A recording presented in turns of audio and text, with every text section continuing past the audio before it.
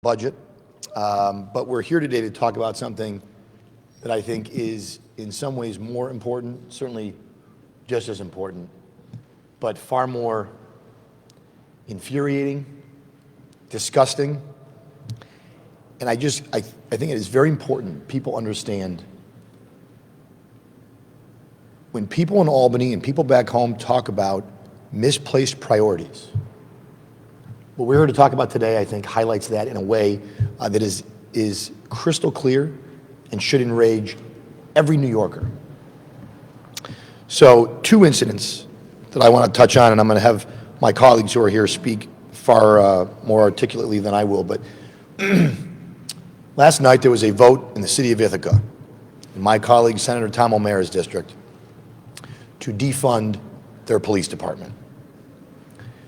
And as part of that, there is a police reform board, a board that is tasked with reimagining and reforming what policing looks like in the city of Ithaca. And appointed to that board was Richard Rivera, who went to jail for killing an off-duty New York City police officer. Murdering execution style, an NYPD officer.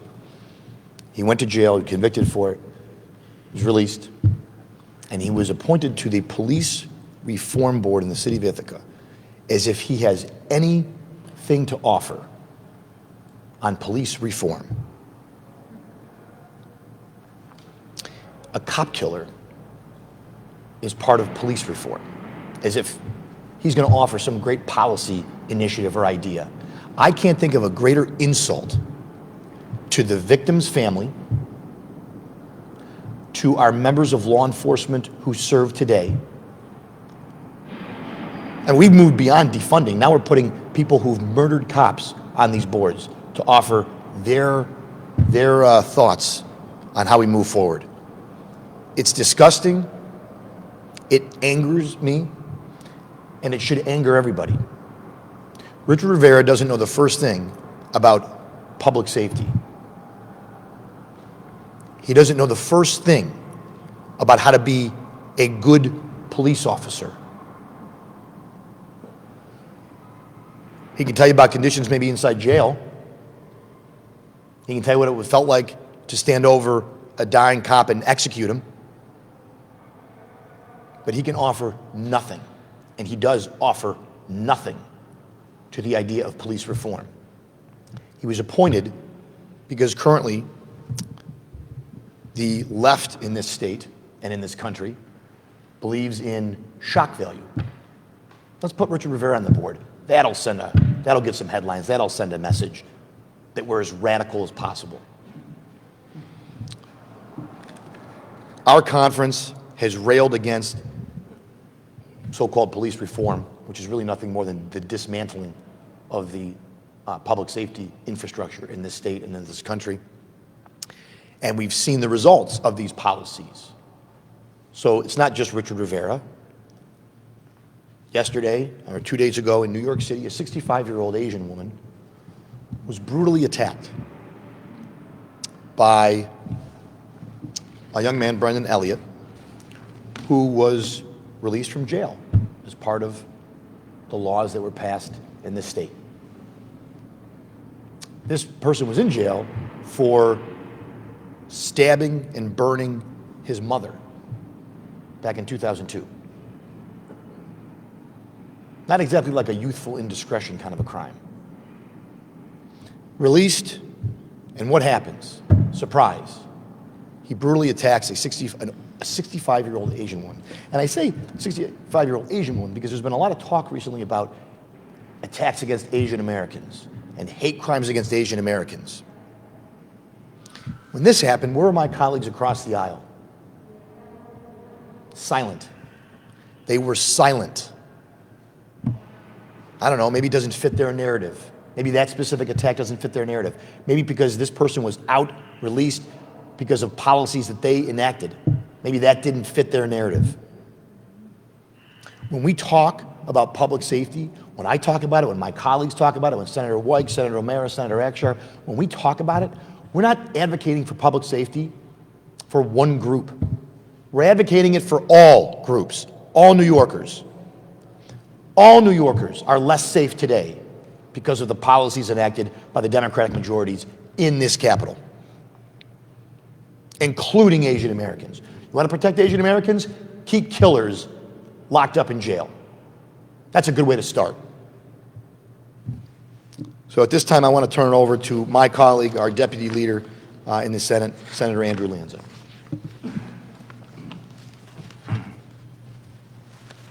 Thank you, Leader, Senator Ort, to my colleagues here, and to all of you. You know, standing there listening to Senator Ort, you start to wonder, what planet is all this happening on? On what planet would it make sense for all these things to be happening to the people? The sad reality, it's happening right here in New York. It's not happening by accident either. These are intentional policies being imposed upon the people of New York by a party, the Democratic Party, which has lost its way. You know, there have always been radicals throughout history who have abhorred our liberty, who have hated the American way, but they were always kept at bay by both parties. Those radicals have now infiltrated and in many respects taken over the Democratic Party. And it means that we are less safe in the very state that we love and live in. So we're talking about a policy that was put in place by Governor Cuomo, an insidious policy. Another good things that Democrats are good at is giving nice-sounding, flowery names to very bad and insidious programs. What did Governor Cuomo call this program? The Reimagining Public Safety Program. That would be like calling the West Coast wildfires the Reimagining the Outdoors policy. It is sick. It is a policy whose intention is to undermine and attack the very people that protect us. Police departments from one end of the state to the other. It is a policy that will result in the exact opposite of what it claims to be. It will undermine and destroy public safety in New York. You know, I heard an elected official from Ithaca yesterday say that what Rivera did those many years ago was a mistake. Think about that. Think about the people who are in positions of authority, who are elected officials from the Democratic Party. This is what they think a mistake is. Here's what Rivera did. He walked into a bar with the intent to burglarize it, to steal. He was met by Officer Robert Walsh, a father of four, a New York City Police Department officer who tried to stop the burglary. He shot and wounded Police Officer Walsh. Police Officer Walsh lay on the ground, unable to act any further. He was in no position to cause Rivera and his cohorts any further harm. That wasn't good enough for Rivera. Rivera walked up to Officer Walsh, put a gun to his head, another human being, and blew his brains out. Democrats now call that a mistake. I call it sick and depraved. Now, as Leader Orr said, Rivera may be a lot of things, but he's not an expert when it comes to telling the people of New York what kind of police departments they should have. He's the last person on earth that ought to be selected to tell us how to police our streets and tell us how to stay safe. And yet the Democrats appointed him to this program. What are they going to do next? Appoint convicted pedophiles to become kindergarten teachers? This is sick, folks, and it's hurting our state, and it's endangering our people, and it's got to end. Why do the Democrats call these programs and call them things that sound good? Why do they give them names that make it sound like they're doing good? To fool us, to fool the people. It's deception at the highest level. Senator Ort is not fooled. I am not fooled. My Republican colleagues are not fooled.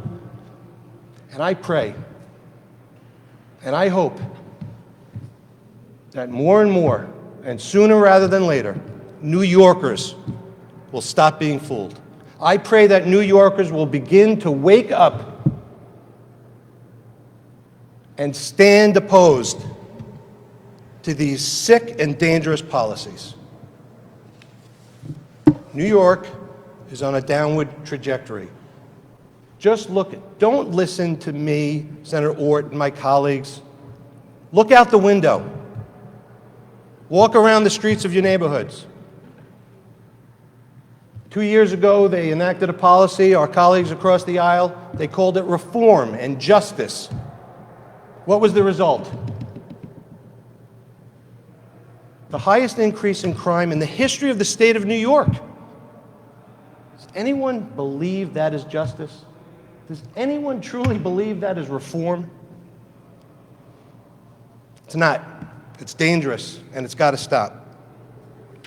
Senator Ort mentioned the heinous crime that occurred in my beloved city, New York City. 65-year-old Asian American woman brutally beat in plain view on the streets of New York, presumably simply because she's an Asian American. A colleague of ours across the aisle introduced legislation yesterday and talked about the incident. As Senator Ort stated, failed to mention that because of policies they've enacted, the reason why that perpetrator was out on the street able to do what he did to that woman was because he'd been paroled. The crime, as Senator Ort mentioned, was that he killed his mom. This is sickness. This is insanity, folks. It really is. Now, you might ask, why the spike in crime against Asian Americans? Why the spike in so-called hate crimes? Well, I'll tell you there are a number of reasons. But here's what I believe. When you have a party that is enacting policies in the state of New York that makes it easier to commit crime, you're going to invite all crime, including hate crimes. When you have a party that for selfish political profit panders identity politics, pitting one group against the other, telling each group someone hates you, and teaching every group to hate each other, you're going to see a rise in hate crime. And that's what we're seeing. So, folks,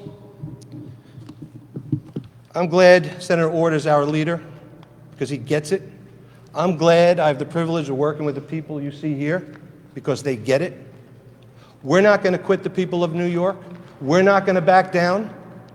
We're going to expose these insidious and sick policies that's making New York the most expensive, most dangerous place to live in America.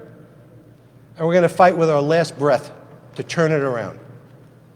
So I have the privilege now of introducing Senator Tom O'Mara. Senator Tom O'Mara and I have been mixing it up for a long time. We served together in the Manhattan District Attorney's Office as prosecutors years ago. We worked for Robert Morgenthau. We served at a time when even Democrats fought crime. And even Democrats made public safety a top priority. Senator Tom O'Mara.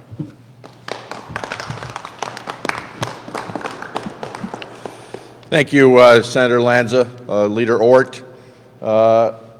Truly proud to stand here with Senator Lanza, a colleague of mine from the Manhattan DA's office. But also in our conference, we have Tony Palumbo, former district attorney in Suffolk County, and Fred Akshar, former sheriff's deputy from Broome County. We stand with the men in blue. We've stood strong with them throughout all of this attack on law enforcement in our country and in our state. And now we see in the city of Ithaca, that is in the 58th Senate District that I represent, Andrew Lanza says, what world do we live in? Well, we sometimes call it Planet Ithaca. We sometimes call it 5 square miles surrounded by reality. They're living true to their identity today with these policies to gut law enforcement in the city of Ithaca and the county of Tompkins. You know, it is the reason we have these individuals walking our streets is the weakening and lessening of criminal policy in this state by the Democrats in control of the legislature and by Governor Cuomo. No bail on most every crime on the books. No bail. Revolving door. Lessening of parole. How many cop killers have we read about in the past couple of years that have been released? Richard Rivera is one of many. But this reimagining of law enforcement in this state and in this country, while sounds great, and we want to have good policing in our communities, and we want to be fair to everyone, crime continues. And we will continue to need law enforcement armed and ready to defend us in our homes and in our communities. This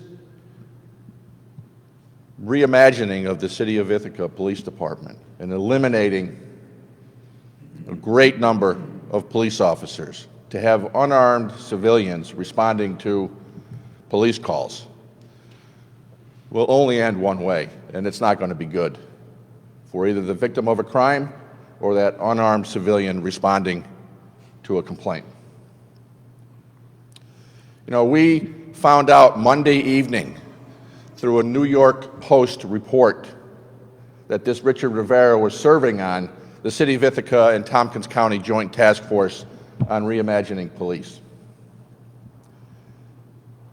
Andrew Lanza and Rob Ort detailed his history well, but he served 39 years in state prison for killing and executing a New York City police officer. Received parole just about a year and a half ago. And now the City of Ithaca thinks this individual should be involved in reforming and redesigning police in that community. It is appalling. It's appalling that that fact was hid from the public until 2 days before the vote. Ithaca approved this redesign last night, unanimously, I would say, by the City Council of Ithaca, and the night before by the Tompkins County Legislature with only 2 dissenting votes. This is going forward. The Chief of Police, Chief Nair,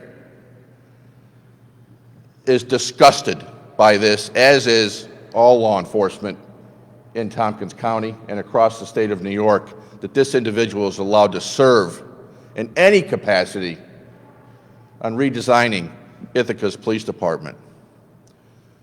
An individual that killed, executed a New York City cop and has only been out on the streets for a year and a half. What could he possibly have to add to this process. The only thing that needs to be re-examined here is the imagination of the Ithaca City Council and the Tompkins County legislators that allowed this individual to serve and has come up with this plan that is going to devastate law enforcement in Tompkins County. Crime will rise, people will be victimized. And this cop killer was part of the process to eliminate police from the city of Ithaca. Think about it for a moment. And that was hidden. That was hidden from everybody. As well was this whole plan. This plan was released by an uber liberal young mayor in the city of Ithaca, desperate for national attention, through GQ magazine. That's how law enforcement in Ithaca learned about the outline of this proposal, not even having it been presented to them. And the police involvement in this entire process was nil, minimal at best. Just think about if you had a child who was a victim of a sexual assault, and you go to trial, your child testifies about the trauma and the devastation of that event. The prosecutor and defense attorney do their closing statements. The judge charges the jury. They return to the deliberation room, and you find out that a juror in that room is a prior convicted pedophile. That's the way law enforcement feels in the city of Ithaca. That's the way I feel, and that's what we're here to talk about today. With that, I will turn it over to Senator Fred Akshar. Thank you.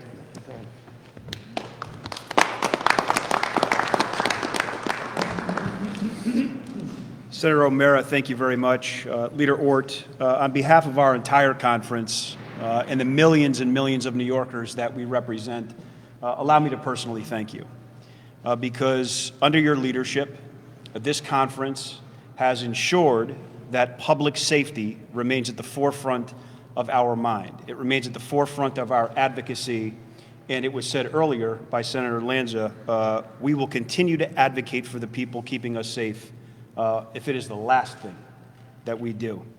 You know, there are many people, millions and millions of New Yorkers who are waking up every single day, and they're waking up to what is really what they think a nightmare, but it's not. It happens to be reality. Reality for New Yorkers in Binghamton, where I'm from, Niagara Falls, Ithaca, Staten Island, every corner of this state. Long before the pandemic ever crippled the people of this state, we saw violent crime after violent crime occurring, all because of the disastrous bail reform laws and other policies that we have seen pushed through by this governor, by the leaders of both the Assembly and the Senate. Sadly, we've seen law enforcement vilified by these so-called leaders, defund the very people who are charged to keep us safe. We have seen murderer after murderer, cop killer after cop killer granted parole. Anthony Bottom, Herman Bell, Judith Clark, Paul Ford, Barrington Young. I'll describe these people to all of you. They are the most repugnant of human beings. They don't deserve to be out on the street. They deserve to be in jail. These people have all been released by the governor's personally appointed parole board. Let me describe this parole board to you. These are people without principle. These are people who have no moral compass, and they make decisions based solely on the way the political winds are blowing. We heard about Brandon Elliott. Brandon Elliott is out on the street. Mr. Elliott belongs in prison. If he were in prison, this elderly Asian female would not have been beaten. And sadly, this has become a pattern. Attacks on our elderly, on our Jewish friends, on our Asian friends, all because we hear about the war on drugs, all because of the war on public safety that is perpetuated by those in charge. So we are seeing reckless and dangerous policies, again, produced, promoted, and perpetuated by Albany leadership. They have, in fact, turned our criminal justice system, Senator O'Mara, into a revolving door. So while violent crime has doubled in New York City, only in New York would our leaders double down on this failed policy. Only in New York and only in Ithaca would a convicted murderer, a cop killer, be appointed to a commission to help reform the police. I want to describe someone else who is without principle, who is without a moral compass. That is the mayor of Ithaca, Savanti Myrick. He is a person who is without principle and without a moral compass. You heard this. Think about this. He doesn't have the decency to speak to Chief Nair about his radical policy. Chief Nair finds out about that by reading GQ magazine. My friends, every cop I know, and I know so many of them, every cop I know seeks to do their very best. They strive every day to do better. And not a single cop I know would ever say, we shouldn't look to reform the way that we do business. We shouldn't look to do better. Our communities do not deserve this nightmare. We do need reform. I'm the first person to say that. We need reform at the parole board, from the top down. That's what we need. We cannot continue to rubber stamp the governor's political appointees. The majorities in both houses of the legislature, of this governor, they continue, by way of their policies, to put criminals and murderers before the safety of law-abiding citizens. I want to say something and speak very clearly about this. To the men and women who work at the Ithaca Police Department, and to every member of law enforcement that serves across this great state, and there are 55,000 of them, men and women who are dedicated to serving their communities, making their communities a safer place to live, to work, to raise your family. It may seem as though no one cares about you because of the policies that you are seeing come out of Albany. But I promise you, there are in fact people who care. There are in fact people who will support you to our last breath. And it's the people who are standing at this podium. It's the people who are speaking out on your behalf every single day. With that, it gives me great pleasure to introduce the next speaker, someone who is very, very well versed in public safety, knows very, very much what it means to be a member of law enforcement. She is the wife and a mother of a police officer or police officers. With that, Senator Alexis White.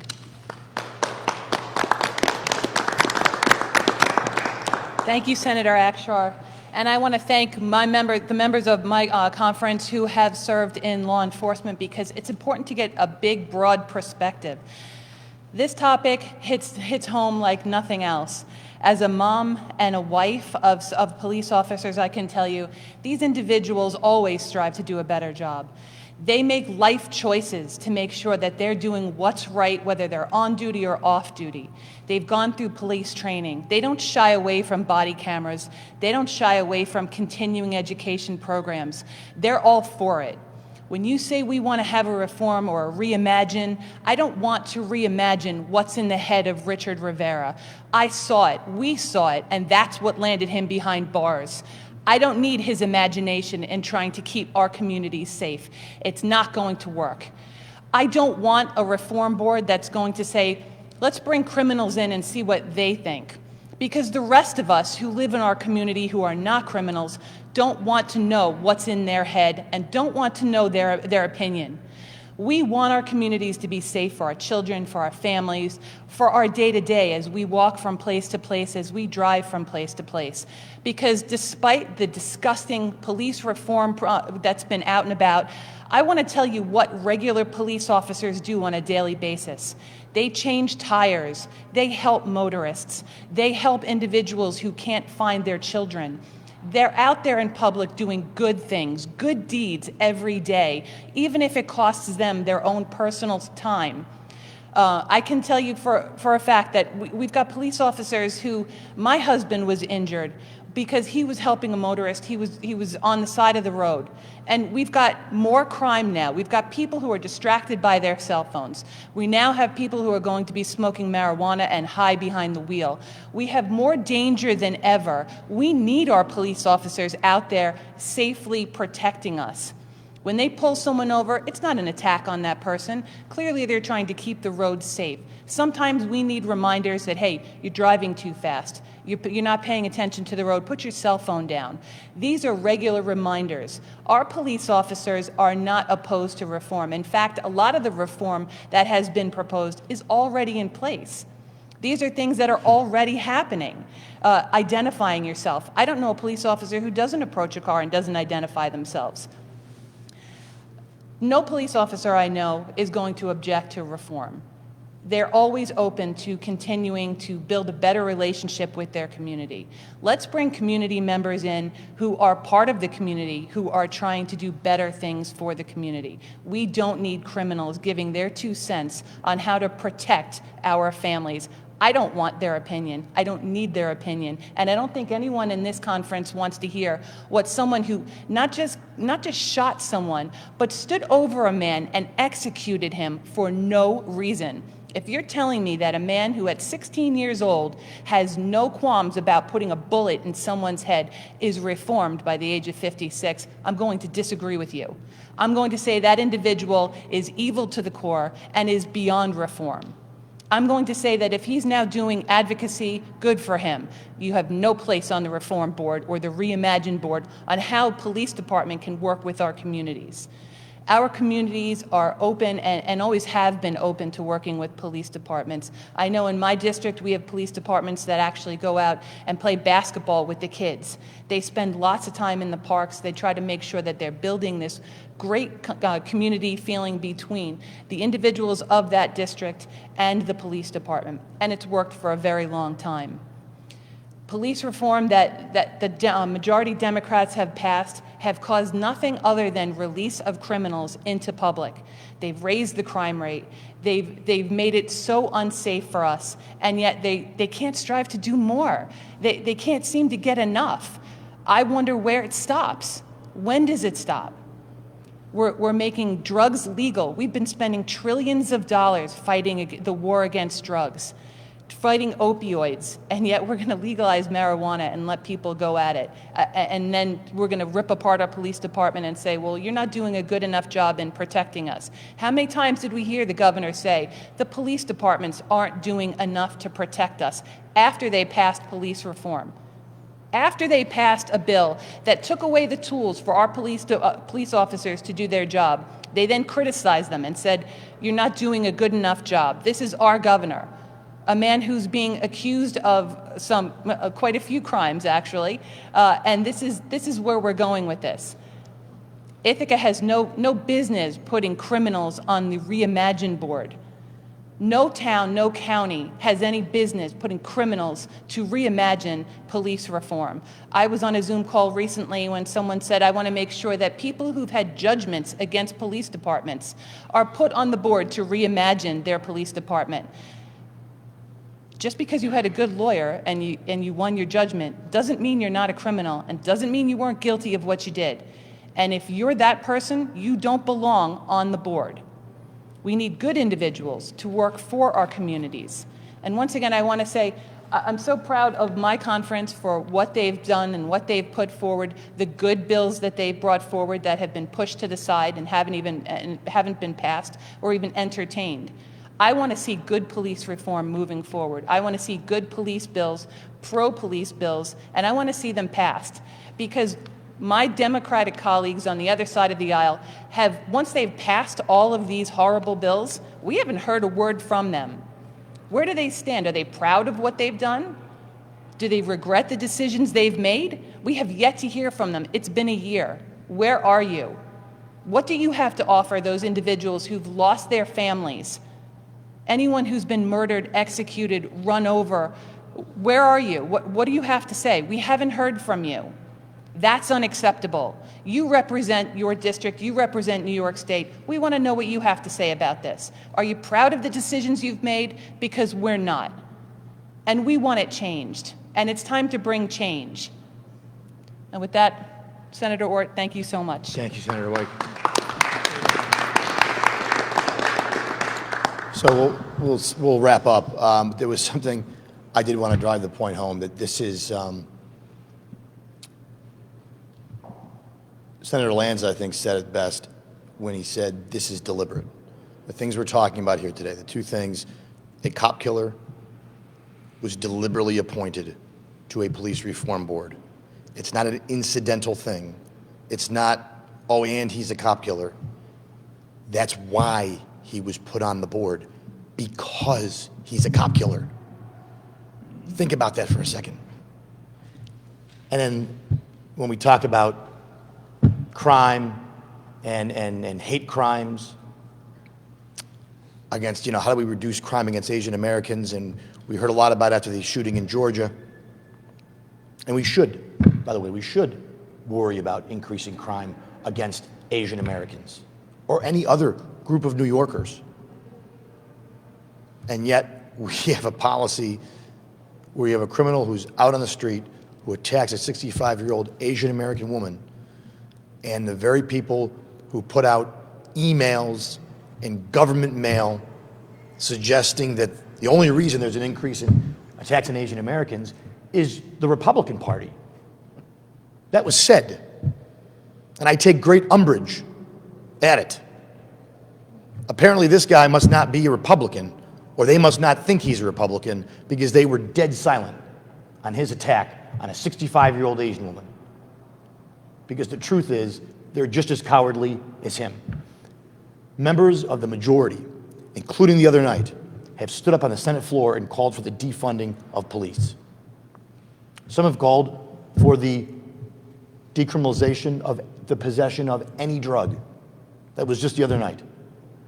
Multiple members of the majority have called for the defunding of police on the Senate floor. So this is not some isolated thing. This isn't fear-mongering. This is happening. This is growing, and it presents a great threat to the people of New York. And that's why we're here today, to try and continue to raise awareness of what's happening here. So with that, we'll certainly take any questions. Thank you all very much. Okay, off topic, yes. So there were some reports that Governor Cuomo's staff contributed to the production of his book, American Crisis Leadership Lessons from a COVID-19 Given. I'm just wondering if you have any comment on that, if you think there should be any kind of probe into what happened, and if so, who should lead that effort? So, it's almost hard to keep up. I actually give the media credit for trying to keep up with every day. This is like an unfolding scandal. There should be like a recap online somewhere, like you have with TV shows, with the latest update here. But this is a serious thing. And our conference has called, we were the first to call for an investigation into the nursing home related deaths and cover-up. And that's where this has come out of, as you know, Jimmy, out of that sort of topic and that focus, the question became about the July report, which your publication was one of the first to break, about that his staff forcibly changed a report that was put together by medical personnel in the month of July. Now, why is that important? Well, because the month of July is also when we find out that he got a great big fat advance, $4 million for this book.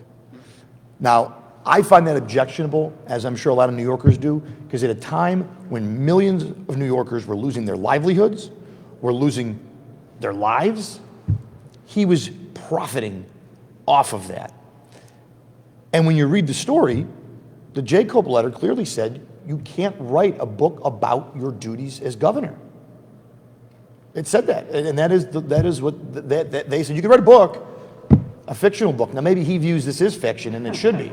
But this is not. He wrote a book about his leadership, and we now know he made $4 million at least.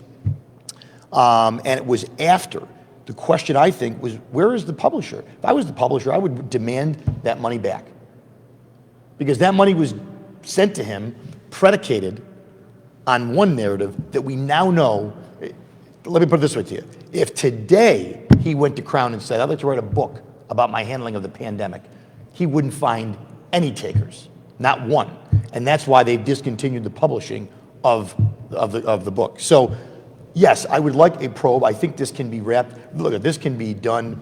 We've sent a letter to Jacob already on the idea that he was using state resources for testing his close family and friends and staff when millions of other New Yorkers could not get testing. Roll it up in there. I mean, I'm not going to necessarily hold my breath. I've been holding my breath and calling for investigations, as have my colleagues, Jimmy, for months, for a year. My colleague across the aisle continued to sit in their hands and have done nothing in the Senate. Nothing. So, you know, maybe now they'll issue a subpoena. I don't know. Maybe this will be the thing that gets them to finally do their job. But you have an attorney general who can investigate this. You have the federal government. I'm sure the FBI and the DOJ took great interest in this story because, again, they're focusing on that. And I'm hopeful that this will be part of their investigation. Jacob certainly could investigate this. You know, we'll certainly look at whatever else we can do as a conference to push for probes. But there's like, I don't know, 5 investigations going on right now. Like, how many more investigations? You got the DOJ and the FBI. You got the Attorney General's office. You got the Assembly Judiciary Committee, which, you know, I don't know, that's probably the least scary one to him. But they're doing an investigation. You have the DA here in Albany doing an investigation. Maybe Jacob will do an investigation. So I don't know how many investigations it takes for him to do the right thing and step aside, but more importantly, for our colleague across the aisle to do the right thing. Maybe they should call for an investigation. Maybe they should do an investigation. I'm getting real tired of asking them to do the job that they were elected to do. And to you, it sounds like the more, because obviously it seems as though you reviewed the approval letter. I know there were news reports referencing it. I've seen the whole thing. To you, it seems like the more egregious potential violation is regarding the subject matter of the book. So the subject matter, as well as the fact that his staff, as it's being reported, helped him work on the book, because that was also in the letter that he can't use state resources. So both of them, if you read the letter, to me, he didn't follow the letter at all. And I wonder what would happen if someone else in state government didn't do that. In fact, I know what would happen, because we've seen it over the years. The reality is this is a key moment where we have to ask ourselves, if no one is really beyond the law or above the law, then that includes the governor of the state of New York. And it looks like there's a lot of damning evidence to suggest that he and his administration did not follow the law. What do you make of the state budget being leaked despite Democrats being in control of both chambers of the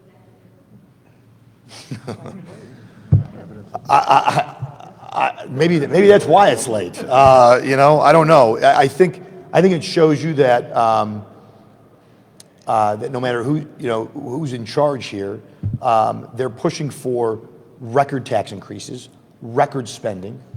You have a governor who's engulfed in scandal. Multiple legislators from across both political parties have called for him to resign. There's an impeachment investigation ongoing. I'm sure that does not make those negotiations easier. That's one of the reasons many of my conference said he should step aside, because we were concerned about him being able to do the job, to negotiate a budget, to be effective. And now here we are, April 1, and there's not even the sign of a budget, right? There's not even the hint of a final deal. I'm hearing that maybe we'll be back next week. And then who knows beyond that.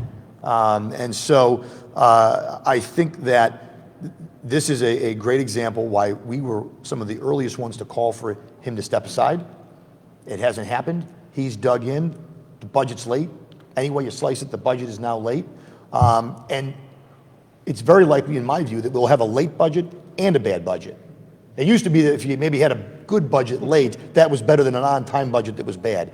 In this case, you're going to have a late budget that's bad for New Yorkers on top of it. Maybe we should hope it doesn't pass. Yeah. Maybe the longer it goes without a budget, the people in New York will be better off. But Jimmy?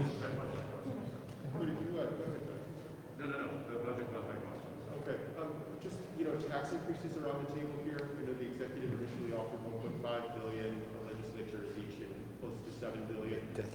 What level of tax increase, if penny do you think should be put in this budget? And is there any information about where that number is that you can share? So I'm gonna give you the simple answer, which is zero. Zero tax increase, and I'll tell you why.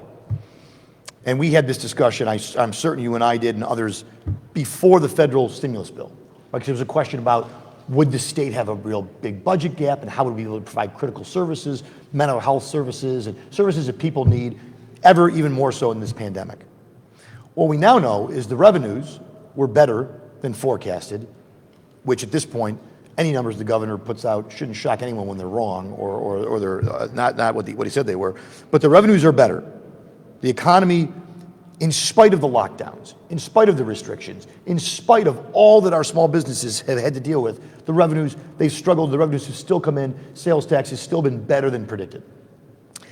Then, of course, the federal government has rained $12.6 billion on the state of New York, which washes away any budget deficit.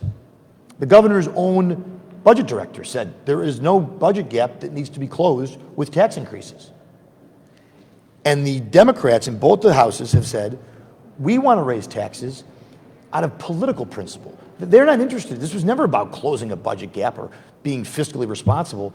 They want to raise taxes because they believe it polls well in their districts. And they said just as much. And I find that problematic because,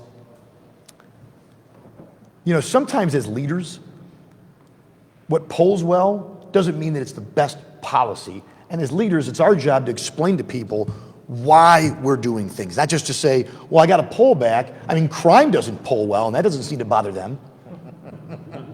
So I don't know why they pick and choose, but I can tell you this, people want to keep more of their own money, whether it's middle income folks, lower income folks, or wealthy folks who invest that money to create jobs. And I'm firmly in the camp that when this pandemic, as we move through it, and I know my colleagues are as well, we're going to need private investment in the state of New York to get the economy going again. And if we're going to be the highest tax state or even higher tax state, because we already are, and you factor in the increase in crime, what employer is going to want to invest in New York? What investor is going to want to say, I'm going to put my money in the state of New York? That's where the future of the economy is. It's not going to happen. They're going to say, I'm going to continue to put my money in Tennessee, in Texas, in Florida, in North Carolina. They're going to have more New Yorkers in those states than we do pretty soon. And it's really, and again, it's not an accident. People didn't just leave, they left because it's unaffordable. They left because of the policies we've enacted for years. And we're going to double down in a wild way here in this, at least if you look at the one-house budgets. So I would say at this point, the right answer is no tax increase. We're going to incentivize and cut regulations for our job creators. We're going to get the federal dollars out to renters so they get relief, to our landlords so they get relief. We're going to give people relief, give people shots in the arm so this economy can get back on its feet and do the work that we expect it to do for all New Yorkers. That's what needs to happen, but that's not what's being talked about, unfortunately.